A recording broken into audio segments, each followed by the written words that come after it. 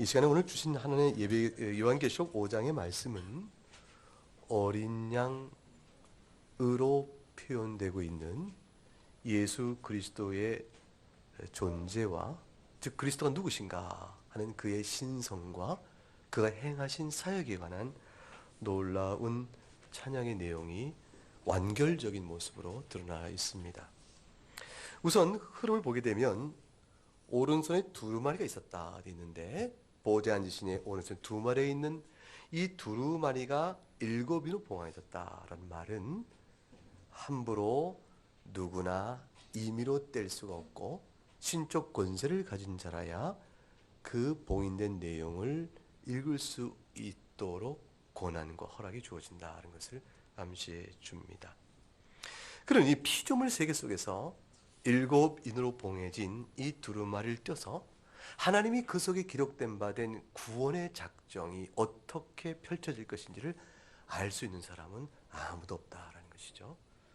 그럴 때 누가 그 인을 떼어 하나님께서 계획하신 바 된 구원의 작정이 실행되어지는 섭리를 우리에게 말해줄고, 그걸 알아야 사도 요한이 계시록의 환상을 보면서 우리가 앞에 본 대로 7교회에게 주어진 모든 하나님의 책망 속에서 하나님의 영생의 면류관을 얻는 교회에 준 참된 복음의 도리를 알게 될 터인데, 합당한 자가 보이지 아니하니 그 사도 요한이 크게 통곡함이 불었다 되어 있습니다.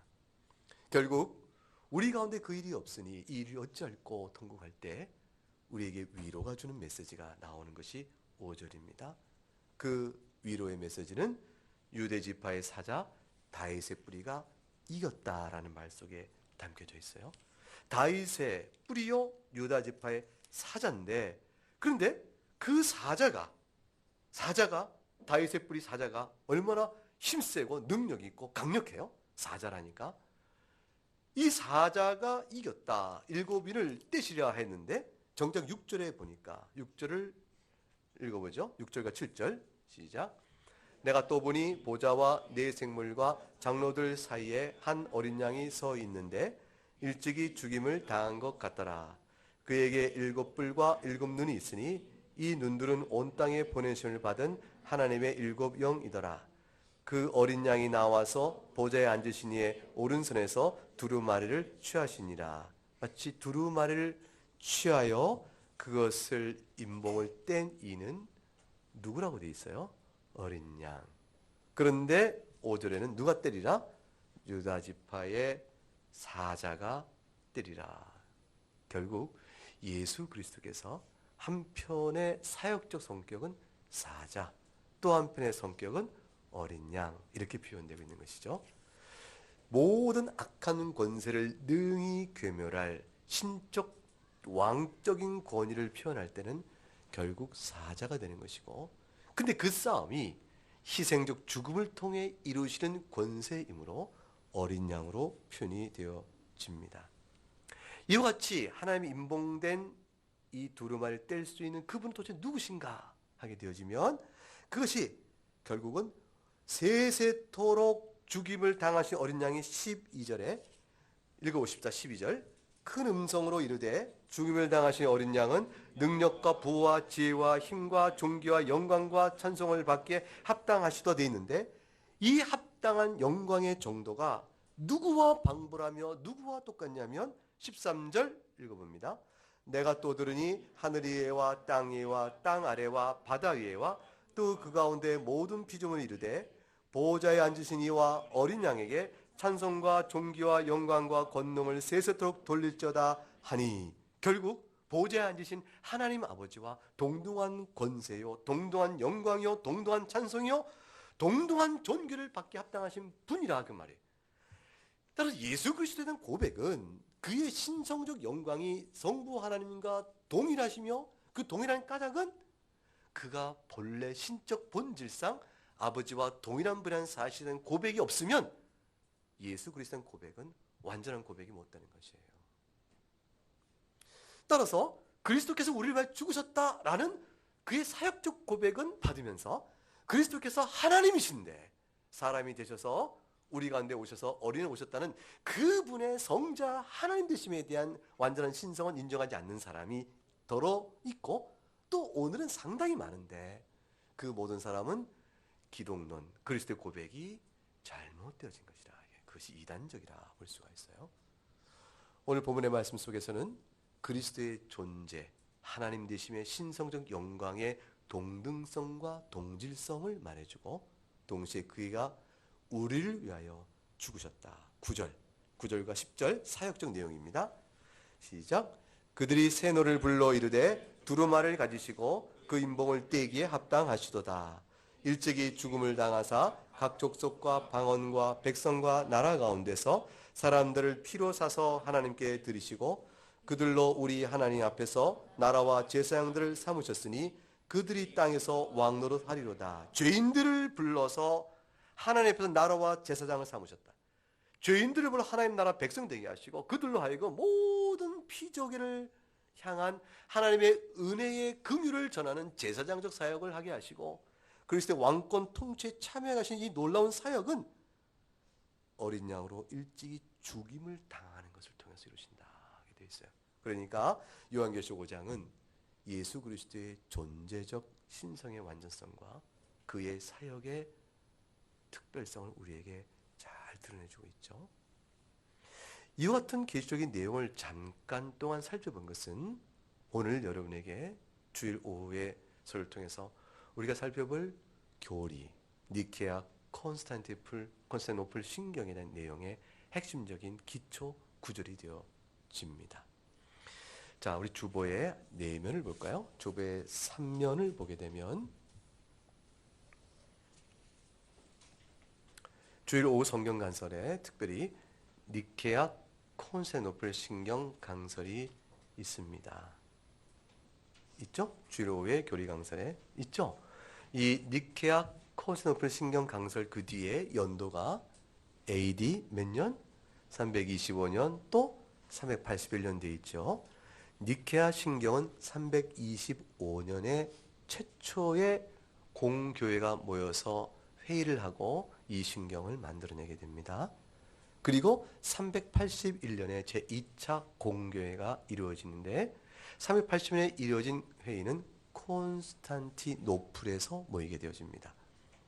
니케아라는 터키에 있는 도시에서 모여지고 2차는 콘스탄티노플에서 모여지는데 이것이 각각 주어진 연도에 모이게 되어지는데, 그런데 콘스탄티노플 공의에서는 니케아 공의에 결의된 내용을 약간 수정 보완하여 콘스탄티노플 신경으로 완성을 하게 되어져요.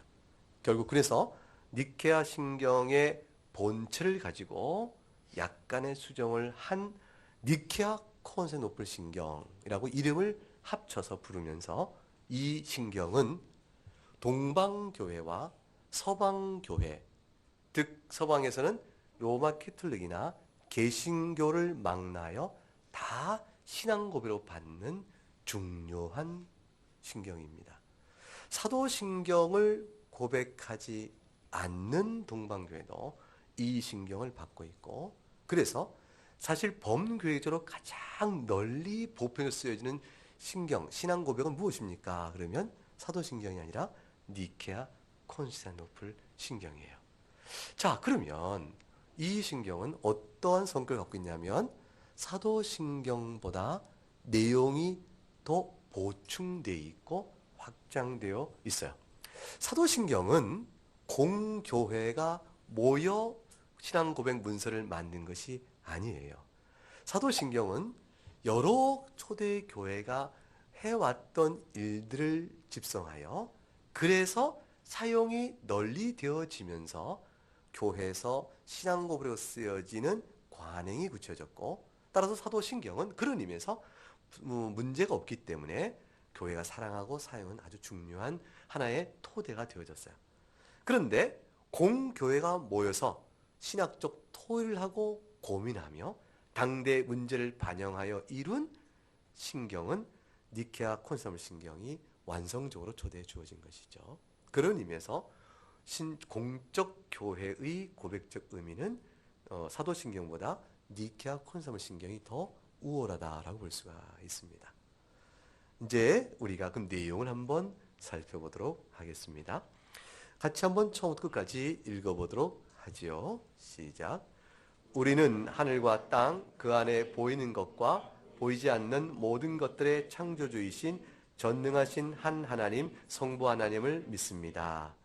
우리는 아버지 하나님에게서 영원전에 나셨으며 그 근원이 하나님이신 하나님이시며 빛이신 빛이시며 또 참 하나님이신 참 하나님이시며 만들어지신 것이 아니라 출생하신 분이시며 성부 하나님과 본질이 동일하신 하나님의 유일한 아들이신 한 주님 예수 그리스도를 믿습니다. 또한 그로 말미암아 만물이 만들어졌음을 믿습니다. 그는 우리를 위하여 우리의 구원을 위하여 하늘에서 내려오셨고 성령 하나님의 능력으로 동정녀 마리아에게서 성육하시어 사람이 되셨습니다. 우리를 위하여 본디오 빌라도 아래 십자가에 못 박히셨고 죽으시고 장사되셨고 성경대로 3일째 되는 날에 다시 살아나셨으며 하늘에 오르시어 성부 하나님의 우편에 앉아 계십니다.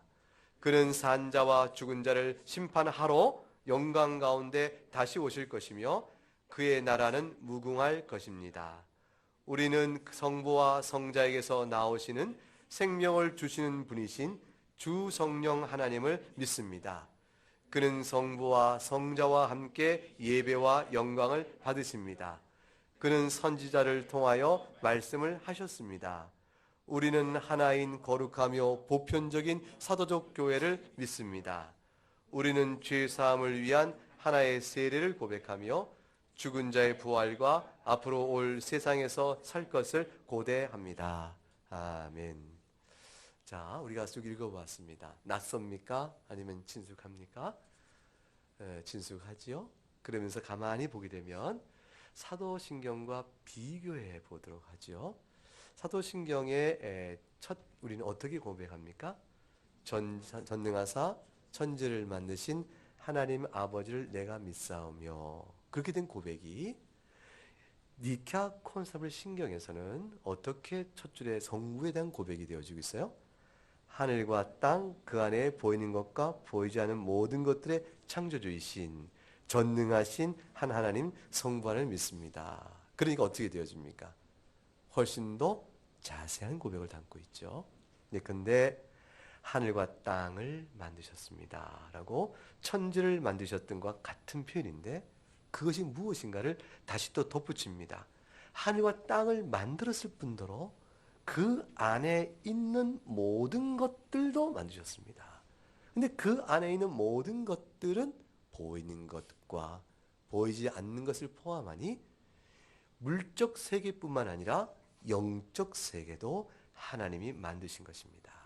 그분은 한 하나님이요, 그분 외에는 하나님이 계시지 않고 그분만이 성부 하나님이십니다 라고 고백을 하였습니다. 자, 그 다음에 우리는 아버지 하나님에게서 영원전에 나셨으며 라고 되어 있습니다. 요 부분은, 요 단락은 사도신경에 없는 부분이에요. 요 단락이 바로 예수 그리스도의 존재, 그분이 바로 하나님이심을 드러내는 그러한 부분입니다. 굉장히 중요한 고백이죠. 왜냐하면 이때쯤에 예수 그리스도의 신성을 부정하는 많은 이단 사설들이 드러나 있었기 때문에 예수 그리스도의 신성에 대한 온전한 고백을 이와 같이 교회적으로 적어놓은 것이죠. 예컨대 어떻게 적어놨냐면 아버지 하나님에서 나셨을 때 영원전에 났다. 영원전이 중요해요. 반대는 뭡니까? 시간 안에서 난 것이 아닙니다 라는 것이에요. 시간 안에서 출생은 피조물의 출생이다 그래요. 부모에게서 우리가 출생받을 때는 시간 안에서 나나 하나님은, 성자 하나님은 성부 하나님에게서 우리가 출생하듯 시간적 차이를 갖고 그렇게 출생된 것이 아닙니다. 따라서 안 계신 적이 있을까요? 없을까요? 없다는 것이죠. 만일 시간에 출생한다면 안 계신 적이 있게 되겠죠. 영원전에 나셨다는 것은 성부 하나님이 계실 때 항상 계셨습니다 라는 뜻이에요. 그 근원이 하나님이신 하나님이시며 이 그 근원이라는 것은 번역의 원문에 없는데 제가 일부러 붙였어요. 왜냐하면 하나님이신 하나님이시며 라는 말은 뭐냐면, 그런데 하나님이 나신 성자 하나님은 그 근원이 하나님으로부터 오신 그 하나님이시다. 출처, 그 존재의 출처가 하나님에게서 오신 하나님이시여, 빛에서 오신 빛이시여, 참 하나님에서 오신 참 하나님이십니다. 그러므로 이 표현은 중복된 표현을 통해서 완전한 신성에 대한 고백을 내려놓고 있는 것입니다. 따라서 완전한 하나님이시기 때문에 그 다음에 중요한 단어 뭐가 나오죠? 만들어진 것이 아니라, 만들어진 것은 뭐죠? 피조물이 아니시라는 것이에요. 피조물이 아니시고 그 다음에 뭐라도 있어? 출생하신 분입니다. 출생하신 분 줄치고, 무슨 뜻이죠? 만들어지지 않고 출생했다는 말은 무슨 뜻일까요? 그 뜻은 아는 이는 아무도 없어요. 다만 뭐냐면 하나님 아버지께서 나셨다라는 말 동그라미 치고, 나셨다는 말을 다시 출생했다는 말을 하고 있는 것이에요. 성부 하나님과 성자 하나님 사이에 위격적 관계를 우리 뭐라고 말하냐면 출생 또는 낳으심이란 말로 표현하고 있는 것이에요. 그래서 그러한 특별한 관계로 계신 분이신데, 그 관계를 성경을 따라서 우리가 출생이라고 표현하고 있으나 분명한 것은 뭐냐면 만들어진 것은 아닙니다. 다시 말하면 피조물이 아니십니다. 하나님께서 나신 분이기 때문에 완전한 하나님이시므로, 따라서 결과적으로 그 다음 읽어봅니다. 성부 하나님과 본질이 동일하신, 요 중요해요. 본질이 동일하시다. 요거를 명사화시키면 동일 본질 이렇게 고백해요. 이 동일 본질이라는 고백을 하면 정통이었고, 동일 본질을 거부해서 어떤 이들이 이렇게 말하는 것이죠. 유사 본질 이렇게 말하면 잘못된 이야기가 되어지는 것이에요. 본질이 다르다라고 말하면 이단이 되어지는 것이에요. 이 본질은 신성을 뜻해요. 따라서 동일 본질이라는 것은 예수 그리스도께서 아버지 하나님과 신성이 완전히 같으시다. 그러니까 우리들 가운데 예수 그리스도 있겠어요, 없겠어요? 사람 가운데 너무 훌륭해서 예수 그리스도시다 이렇게 말할 수 있어요, 없어요? 없어요. 그분이 오셔서 우리를 위하여 너무 큰 일을 하셨다. 그리스도의 사역을 다 감당해. 예를 들어서 예수님처럼 십자가에 죽으셨어. 예수님 가운데 왕처럼 왕권을 가지고 오셨어. 그래서 우리 가운데 왕으로 군림하시고 우리에게 너무나 선지자 교훈을 완성적으로 계시하셔. 그래서 그분에게 들으면 모든 성경의 계시가 다 뚫어지고 해석하는 계시를 줘. 그래서 그분에게서 참된 계시를 발견해. 그러니까 그분이 예수님이시다 말하면 돼요, 안 돼요? 안 돼요. 엉터리예요. 왜냐하면 그의 사역이 하나님의 계시 사역, 예수 그리스도의 선지적 사역을 일부 흉내낸다 할지라도 그분이 존재적으로 하나님이 아니기 때문에 아닌 거예요. 본질이 아닌 것이. 성부와 성자의 본질상 동등한 신성이 인간에게 누구도 없기 때문에 사람은 누구도 예수님이 없는 거예요. 그래서 마지막 시대의 이단을 구별해가는 아주 쉬운 리트머스 시험지가 뭐냐? 그게 뭘까요? 당신이 예수요? 당신이 그리스도요? 이 묻는 일에 네가 말하였다. 그러면 뭐가 되는 거예요? 그럼 뭐가 되는 거예요? 이단이 되는 거예요. 예수님께서 종말에 어떠했어요? 그리스도가 여기 있다, 저기 있다 해도 흔들리지 마라 하셨어요. 자, 그리스도가 그리스도 되심의 가장 중요한 요소는 그가 행하시는 사역과 그 근본적으로 사역의 근거가 되는 그의 신성적 본질에 있음을 잊지 마세요.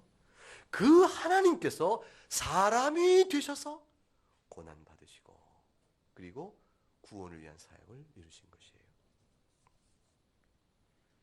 그래서 그 다음에 하나님의 유일한 아들이시다. 이게 독생자라 이렇게 말씀된 거예요. 유일한 아들이라는 것은 우리가 내가 아들 하나밖에 없어 이런 식의 관념이 아니고, 성자 하나님이라 하나님의 아들이란 이름을 갖는 위격, 그 하나님은 오직 한 분이시다 그 뜻이에요. 그러니까 우리에게 있어서 하나님은 아버지란 이름을 갖는 하나님은 몇 분? 한 분. 아들이란 이름을 갖는 하나님 몇 분? 한 분. 성령이라는 이름을 갖는 하나님 몇 분? 한 분. 근데 이 세 분은 위격이 셋이라는 의미에서 세 분이지만 그가 본질상 하나님 되심의 신성의 능력과 도름과 영광을 볼 때는 오직 몇 분? 한 분밖에 없는 거예요. 그래서 한 하나님이 성부, 성자, 성령 세 위격으로 계신다. 그래서 아들 하나님 위격 하나님은 오직 한 분이시다. 그 뜻이 뭐냐면 독생자 하나님 그 뜻이에요. 유일하신 아들 하나님 그 뜻이에요. 그래서 그분이 누구라고 이어 고백합니까? 한 주님 예수 그리스도를 믿습니다. 또한 그로 말미암아 만물이 만들어졌음을 믿습니다. 이 부분이 사도신경에는 없는 신앙 고백이죠. 자, 그 다음에 읽어볼까요? 그는 우리를 위하여 우리 구원을 위하여 하늘에서 내려오셨고 이 부분도 사도신경에는 없죠. 이제부터 어디로 설명합니까? 사역으로 넘어갑니다. 앞 단락은 예수 그리스도의 존재에 관한 고백이요. 그 다음 단락은 예수 그리스도의 사역에 관한 고백입니다. 이 사역을 위해서 비하, 낮아지심이라고. 지금 우리가 웨스민스터 대유림답을 수요일에 읽으시면서 예수님의 낮아지심에 대해서 읽고 있어요. 그렇죠? 그 낮아지심이 바로 시작되고 있어요. 하늘로부터 우리를 위하여, 그 다음 특별히 또 우리의 구원을 위하여 내려오셨고, 내려오셔서 어떤 일을 경험하시나요? 성령 하나님의 능력으로 동정녀 마리아에게 성육하시어 사람이 되셨습니다. 이건 우리가 사도신경에 어떻게 고백하죠? 동정녀 마리아에게 나시고 라는 말로 압축되어 있는 표현이 여기에는 어떻게 돼요? 성령의 능력으로, 그 성령으로 말미암아 이렇게 돼 있죠? 그와 똑같이 마리아에게 잉태되어 우리에게 나시고 사람이 되셨습니다. 됐어요? 그 다음 똑같죠? 우리를 위하여 본디오 빌라도의 아래 십자가에 못 박히셨으며 죽으시고 장사되셨고 성경대로 3일째 된 날에 다시 살아나셨으며 그 다음에 읽어보면 하늘에 오르시어 성부 하나님의 우편에 앉아 계십니다. 그는 산 자와 죽은 자를 심판하러 영광 가운데 다시 오실 것이며 그의 나라는 무궁할 것입니다. 사도신경과 동일한 내용이 이어집니다. 맨 마지막에 뭐가 차이 나죠? 그의 나라는 무궁할 것입니다. 이것은 어떻게 돼요? 사도신경에는 없죠. 영생을 믿사옵나이다 라고 끝나요. 근데 여기서는 죽은 자를 심판하러 영광에 오실 것이며 영생을 믿사오며 라는 말 대신에 그의 나라의 무궁성으로 이어져 왔습니다. 근데 그의 나라의 무궁성의 나라가 에이온이라는 단어인데 이것이 세상이라는 말로도 되어지고 때로는 시대라는 말도 되어져요. 그렇게 되어지기 때문에 영생이라는 말로 번역을 하는 이도 혹 있어요. 그러나 그의 나라가 영원하다 이렇게 번역하는 것이 일반적인 번역입니다. 마지막으로 성령에 대해서 고백합니다. 사도신경은 성령을 어떻게 고백하죠? 성령을 믿사오며 라고 끝나죠. 더 이상의 성령 하나님에 대한 고백이 없어요. 근데 여기에는 어떻게 고백하나 보십시다. 시작. 우리는 성부와 성자에게서 나오시는 생명을 주시는 분이신 주 성령 하나님을 믿습니다. 이렇게 되어 있죠. 여기 중요하게 성령 하나님의 그 위격적 특성을 다시 제가 뭐라고 했죠? 위격의 특성. 성령 하나님이란 위격의 특성이 성부 하나님과 성자 하나님의 위격과 어떻게 다른가를 설명했는데 어떻게 돼 있어요? 성부와 성자에게서 나오신다 이렇게 돼 있죠. 이게 참 중요해요. 여기서 동방교회는 성부에게서 나오시는 이로만 되어 있어요. 근데 서방교회 고백은 성자에게서도 덧붙여요. 이것 때문에 동서방은 지금까지 교회적으로 일치를 못 이루고 있어요. 자, 성부와 성자에게서 동시에 나오신다는 말은 성자 하나님도 성부 하나님과 동등한 하나님입니다.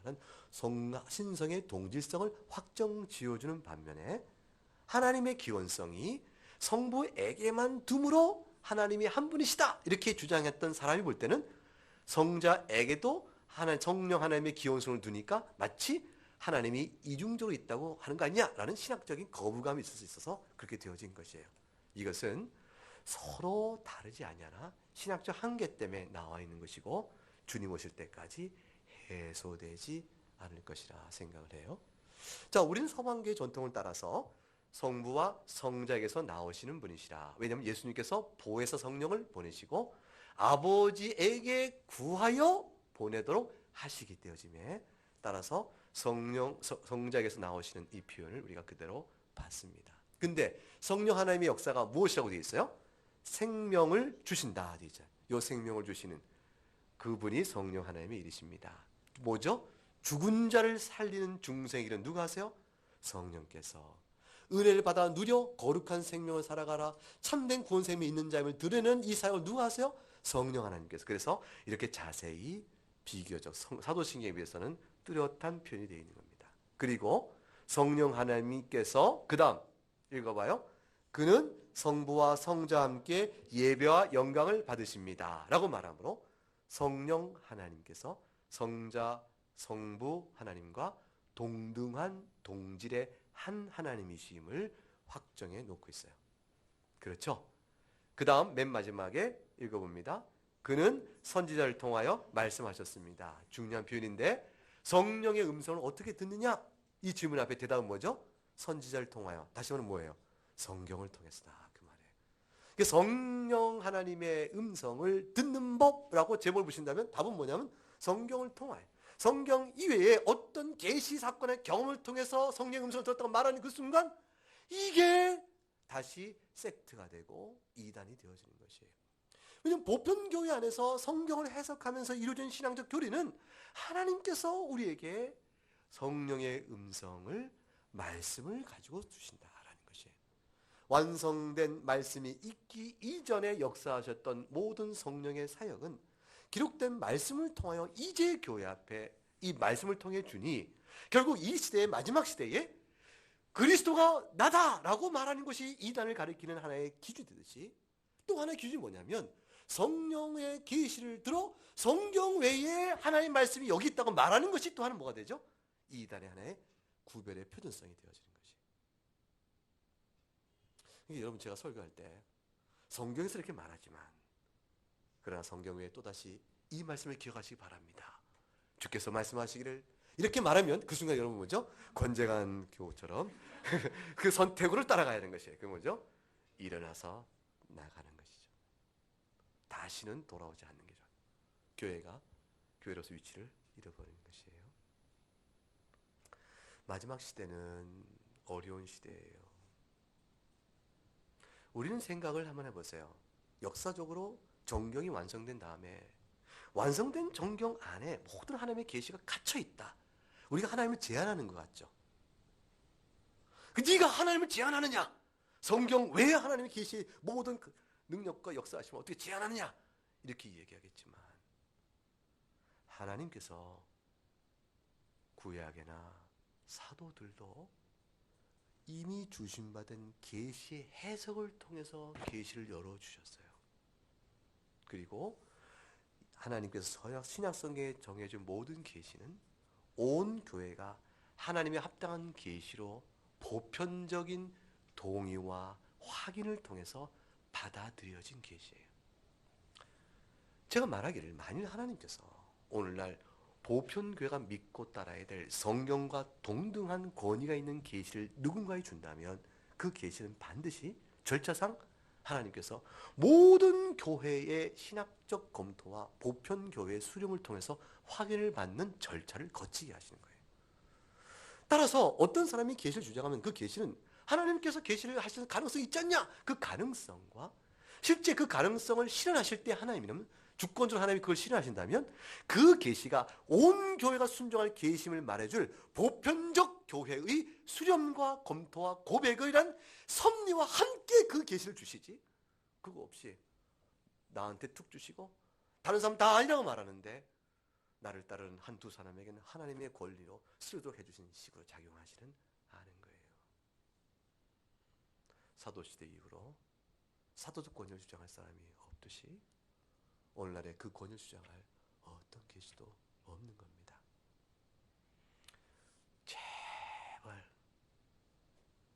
제발 하나님을 만나고 싶고 하나님을 보고 싶은 마음은 이해가 되는데 그렇게 해서 그런 식으로 보려고 하지 마세요. 허상이요, 환상이요, 우상이요, 마귀의 미혹으로 넘어지게 되어집니다. 이미 초대교회 때에 선지자를 통하여 말씀을 하셨다라고 말씀하시므로 우리가 믿을 도리가 무엇인지를 정해놓으셨어요. 자, 그 다음 사도신경 그 다음에 뭐라고 고백하죠? 성령을 믿사하며 그 다음에 뭐라고 말하죠? 거룩한 교회와 성도가 서로 또 그 다음에 죄를 사하여 주신 것과 몸이 다시 사는 것과 영원히 사는 걸 믿습니다. 성도의 교통, 죄사함, 그 다음에 영생을 믿죠. 영원히 부활을 믿고. 자, 그 다음에 우리는 어떻게 됐나 보십시다. 시작. 우리는 하나인 거룩하며 보편적이며 사도적 교회를 믿습니다. 우리는 죄사함을 위한 하나의 세례를 고백하며 죽은 자의 부활과 앞으로 올 세상에서 살 것을 고대합니다. 여기 되어 있죠. 자, 교회론을 고백하는데 교회를 믿사오며에 여기는 어떤 표현이 구체되어 있죠? 하나의 교회요? 거룩한 교회요? 보편적 교회요? 사도적 교회를 믿는다 되어 있어요. 굉장히 중요하죠. 교회는 하나님이 인정하시는 교회는 하나다라는 것이에요. 그 안에 신학적 차이 때문에 교파가 달라질지 모르지만 하나님이 교회로 인정하신 교회는 하나인데 그 교회는 거룩한 교회이니 그 교회 자체가 순결의 완전성 때문에 거룩한 것이 아니고 성결교의 완전 성화를 지향하기 때문에 거룩한 것이 아니라 흠이 많지만 예수 그리스도의 보혈 때문에 거룩한 교회라 말하는 것이고, 그 다음에 보편교회라 했으니 이건 어느 시대나 있는 교회요? 어느 지역에나 항상 있는 교회니 하나님의 교회가 없는 데가 없다라는 뜻이고요. 제일 중요한 사도적 교회라는 것은 뭐냐면 사도적 가르침에 서 있다라는 것이에요. 이거는 위에서 성령께서 선지를 통해 말한 말씀과 연결되어져요. 선지자를 통해 하던 말은 사도적 권위에 서 있는 것인데 이 사도적 권위에 서 있지 않기 때문에 어떻게 되냐면 대개는 계시적 권위를 주장해요. 사도적 권위 기록된 말씀 외에 전통이던 또 다른 선지자라고 자처한 사람이건 기록된 계시 위에 어떤 계시를 말하게 되면 대개는 아니 10% 아니 100% 성경에 기초하여 계시를 받았다는 사람의 주장을 수정해가지 않고 계시를 받았다는 사람의 계시적 권위 때문에 성경 말씀을 해석하게 되어집니다. 남들은 다 성경이 그것이 아니라고 말하는데 계시적 권위에서 그 성경은 다르게 해석되어야 맞다는 자기 주장을 하게 돼요. 그래서 보편교회의 고백으로부터 이탈돼 가는 것이에요. 오늘 그것을 얘기하는 것이에요. 이게 초대교회 때부터 있었어요. 그래서 하나의 교회요, 거룩한 교회요, 보편적 교회요, 사도적 교회를 믿는다라는 말이 얼마나 중요한가를 기억해야 합니다. 그 다음 죄사함을 말하고 하나의 세를 고백한다는 것은 성부, 성자, 성령의 이름으로 그 이름에 합당한 교훈에 따라서 고백을 하고 세례가 적법하게 주어질 때 그 세례가 죄사함 받는 자에게 주어지는 교회의 약속임을 고백하는 것이고요. 죽은 자의 부활과 앞으로 올 세상에서 영원히 살 것을 고백합니다. 라고 되어 있어요. 어때요? 이 고백이 여러분의 신앙입니까? 네, 너무 좋죠? 네, 너무 아름다워요. 그러면 우리 나그네 교회에서 주일에 신앙 고백할 때 사도신경 외에 우리가 사도신경이 더 풍성하니까 니케아 콘서블 신경으로 우리 예배 중에 신앙 고백하면 어떨까요? 여러분 어떻게 생각하세요? 좋아요? 싫어요? 박명기 교우 대답해 보세요. 좋아요? 싫어요? 좋습니까? 아 그래요? 김병덕 교우님 어떻게 생각하세요? 좋을 것 같다. 좀 약해졌죠? 좋아요? 좋을 것 같다. 이렇게 생각했어요. 자, 그리고 조기용 교우님은 어떻게 생각하세요? 네, 좋습니다. 다시 강화된 대답으로. 좀 주저하셨죠? 여러분, 이거 굉장히 좋고 매주 이것으로 사도신경 내용을 다 담고 있기 때문에 여기에는 없고 사도신경에 있는 내용이 있나요? 거의 다 담고 있기 때문에 이것이 더욱 풍성하지만 왜 지금까지 사도신경 고백을 우리가 예배식의 공식 신앙 고백으로 사용할까요? 다른 사람들이 우리를 이상하게 볼까 봐. 아니 나그네 얘기했더니 니케아 콘스탄불 신경 이상한 고백, 저게 이상해. 니꺼 고백한 니꺼 신앙 고백, 근데 코풀 신앙 고백 뭐 이상한 니꺼 코풀 신앙 고백이 뭐 이거 하는데 이거 이상하다 이렇게 생각하지 않겠어요? 그래서 한국 교회가 보편적으로 사용하는 신앙 고백을 잘못이 없고 오랜 동안 교회가 사랑한 고백이기 때문에 그 고백을 사용하는 것이에요.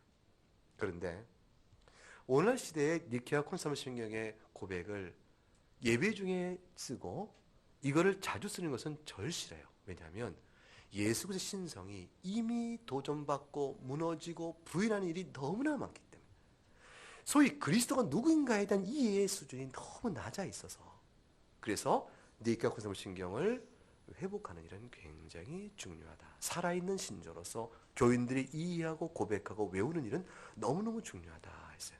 그래서 제가 이전 교회에서 심우할 때는 한 달에 한 번씩 니케아 콘스탄티노신경을 신앙 고백으로 사용을 해왔었습니다.